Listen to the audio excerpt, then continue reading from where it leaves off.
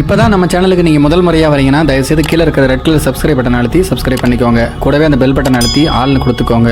அப்போ தான் நம்ம போடுற வீடியோ உங்களுக்கு தினமும் கிடைக்கும். சரி வாங்க இப்போ நம்ம வீடியோக்குள்ளே போகலாம். கோவை மாவட்டம் காரமடையை அடுத்திருக்கக்கூடிய கணுவாய்பாளையம் பகுதியில் வசிப்பவர் நாகமணி. இவருக்கு வயது 47. இவருடைய கணவர் இறந்து விட்டார். இவருடைய மகள் மகாலட்சுமி என்கின்ற நதியா. அந்த பெண்ணுக்கு வயது 31. இவருக்கும் புளியந்தோப்பு சோமையனூரை சேர்ந்த சரவணகுமார் என்பவருக்கும் திருமணமாகி 14 ஆண்டுகள் ஆகிறது. இவர்களுக்கு பிரியதர்சினி என்கின்ற 13 வயது மகளும் நிதிஷ்குமார் என்கின்ற 12 வயது மகனும் இருக்கின்றார்கள். இப்படிப்பட்ட நிலைமையில் சரவணகுமார் என்பவர் கடந்த 8 மாதங்களுக்கு முன்பு சாலை விபத்தில் இறந்து போய்விட்டார். சரவணகுமார் இறந்ததிலிருந்து அவருடைய மனைவியான நதியா என்பவர் தன்னுடைய தாய் வீடான கணுவாய்பாளையம் பகுதியில் தாயுடன் வசித்து வந்துள்ளார்.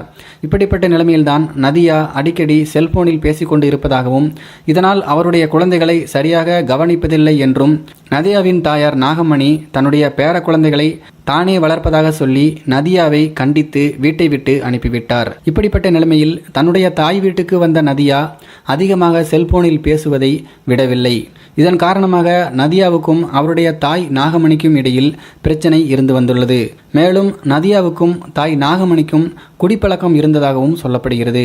இப்படிதான் ஒரு நாள் இருவருக்கும் இடையே பிரச்சனை ஏற்படும் போது நதியா தன்னுடைய தாயை கடுமையாக தாக்கியுள்ளார். இதனால் மகளிடம் கோபித்துக் கொண்டு தன்னுடைய அக்கா வீட்டுக்கு சென்றுவிட்டு சில தினங்களுக்கு முன்புதான் அந்த தாயார் வீடு திரும்பியிருக்கிறார். அப்படி இருக்கும்போது ஒரு நாள் இரவு இருவரும் மதுபோதையில் இருந்ததாகவும் நீ ஏன் அடிக்கடி செல்போனில் பேசி கொண்டிருக்கிறாய் என்று தன்னுடைய மகளை அந்த தாய் கண்டித்திருக்கிறார்.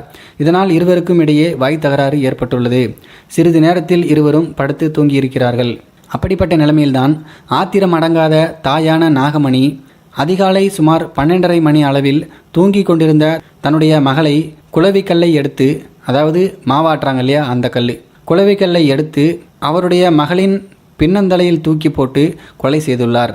இந்த சம்பவம் குறித்து அறிந்த காரமடை காவல்துறையினர் மற்றும் தடயவியல் துறையிலிருந்து சிலர் விரைந்து வந்து சடலத்தை மீட்டு கோவை அரசு மருத்துவமனைக்கு பிரேத பரிசோதனைக்காக அனுப்பி வைத்தனர்.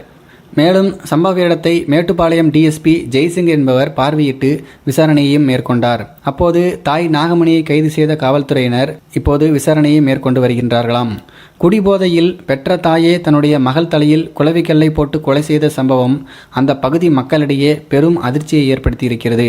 குடிப்பழக்கம் ஆண்களுக்கு இருந்தாலும் சரி, பெண்களுக்கு இருந்தாலும் சரி, அது எவ்வளோ பெரிய ஆபத்தில் போய் முடியும் அப்படிங்கிறதுக்கு இந்த சம்பவமே ஒரு சாட்சி. இதை பற்றி உங்களுடைய கருத்துக்கள் என்ன அப்படிங்கிறத கீழே இருக்கிற கமெண்ட் பாக்ஸில் தெரியப்படுத்துங்க. மேலும் இது போன்ற வீடியோக்களை பார்க்க நம்முடைய சேனலை சப்ஸ்கிரைப் பண்ணிக்கோங்க. நன்றி, வணக்கம்.